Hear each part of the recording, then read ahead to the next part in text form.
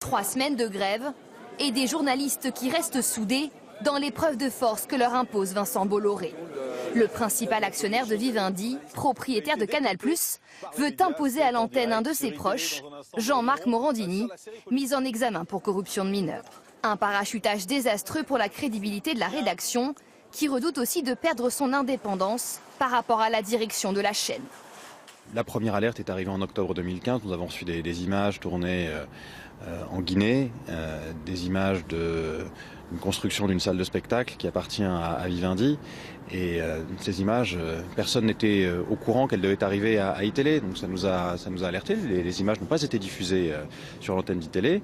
Mais les réponses apportées alors par la direction nous ont paru insuffisantes. Pour garantir leur indépendance, la rédaction réclame la signature d'une charte éthique et un projet éditorial précis. Autrement dit, la garantie d'une séparation stricte entre le contenu de la chaîne et le business du milliardaire. Pour Éric Fotorino, ancien directeur du Monde, cette crise de défiance révèle la mainmise des grands industriels sur la presse française.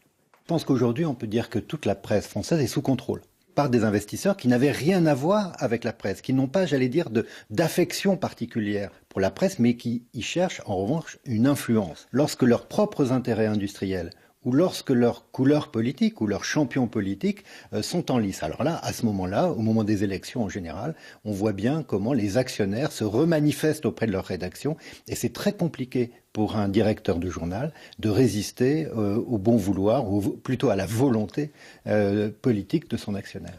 Des actionnaires qui testent leur emprise sur les médias.